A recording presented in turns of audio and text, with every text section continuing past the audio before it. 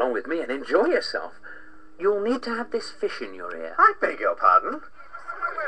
What the devil's that? Listen, it might be important. What?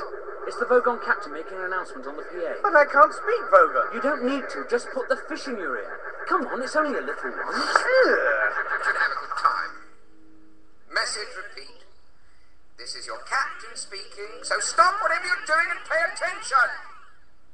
First of all, I see from our instruments that we have a couple of hitchhikers aboard our ship. Hello, wherever you are.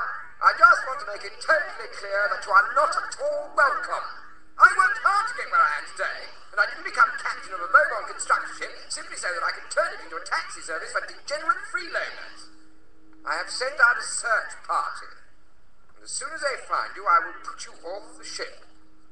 If you're very lucky, I might read you some of my poetry first.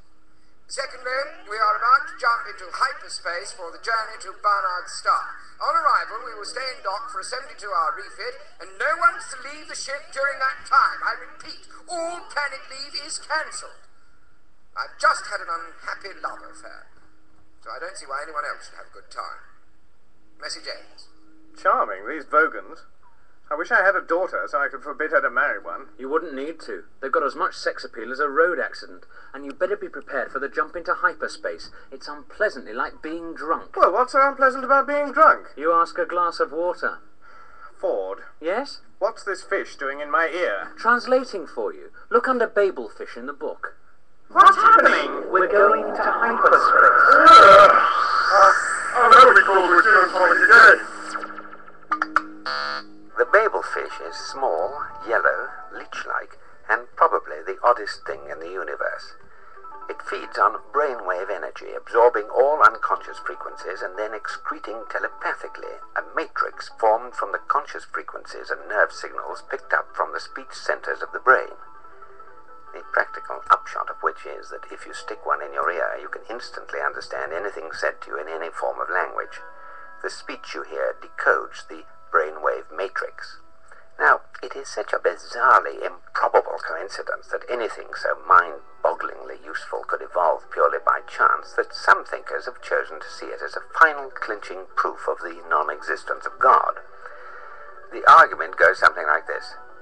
I refuse to prove that I exist, says God, for proof denies faith, and without faith I'm nothing. But, said man, the Babel fish is a dead giveaway, isn't it? It proves you exist, and so therefore you don't. QED. Oh dear, says God, I hadn't thought of that, and promptly vanishes in a puff of logic. Oh, that was easy, says man, and for an encore he proves that black is white and gets killed on the next zebra crossing. Most leading theologians claim that this argument is a load of dingo's kidneys, but that didn't stop Ulon Kalufid making a small fortune when he used it as the central theme of his best-selling book, Well, That About Wraps It Up for God. Meanwhile, the poor Babel fish, by effectively removing all barriers to communication between different cultures and races, has caused more and bloodier wars than anything else in the history of creation. What an extraordinary book. Help me write the new edition. No, I want to go back to Earth again, I'm afraid, or its nearest equivalent. You're turning down 100 billion new worlds to explore. Did you get much useful material on Earth? I was able to extend the entry, yes. Now, let's see what it says in this edition, then. Okay. Let's see. Earth. Tap out the code. There's the page.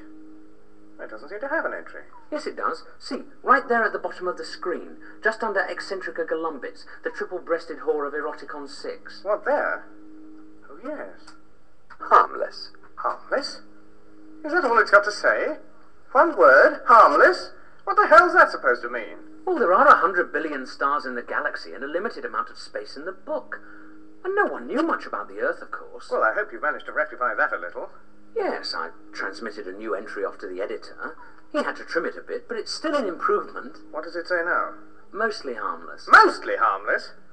Well, that's the way it is. We're on a different scale now. Okay, Ford, I'm with you. I'm bloody well coming with you. Where are we now? Not far from Barnard's Star. It's a beautiful place, and a sort of hyperspace junction. You can get virtually anywhere from there. That is assuming that we actually get there. What's that? Well, if we're lucky, it's just the Vogons come to throw us into space. And if we're unlucky? If we're unlucky, the captain might want to read us some of his poetry first. Vogon poetry is, of course, the third worst in the universe. The second worst is that of the Asgoths of Kriya.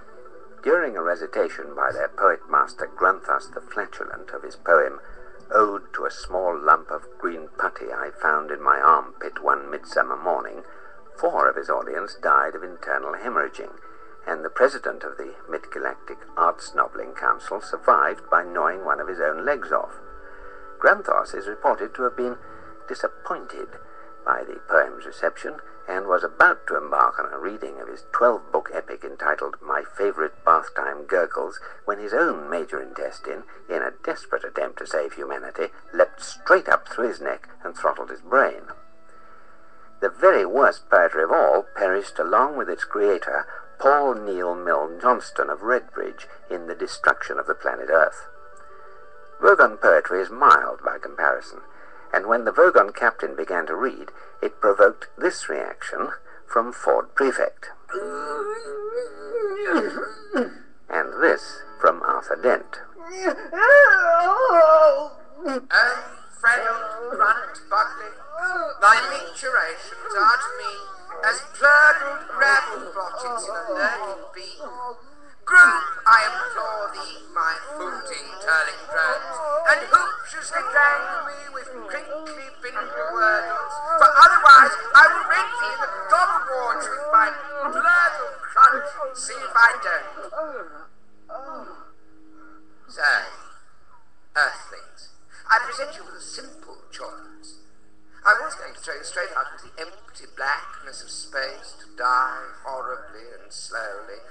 But there is one way, one simple way, in which you may save yourselves. Now think very carefully. For you hold your very lives in your hands. Now choose! Either die in the vacuum of space, or...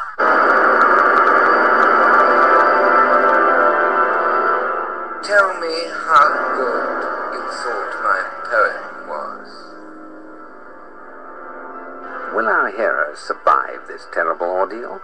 Can they win through with their integrity unscathed? Can they escape without completely compromising their honor and artistic judgment? Tune in next week for the next exciting installment of The Hitchhiker's Guide to the Galaxy. In that episode of The Hitchhiker's Guide to the Galaxy, Peter Jones starred as the book, Simon Jones was Arthur Dent, and Geoffrey McGivern, Ford Prefect. Bill Wallace was Prosser and the Vogon Captain, with Joe Kendall as Lady Cynthia Fitzmelton and David Goodison as the barman. The programme was written by Douglas Adams and produced by Simon Brett, with the assistance of Paddy Kingsland at the Radiophonic Workshop and a small furry creature from the Crab Nebula.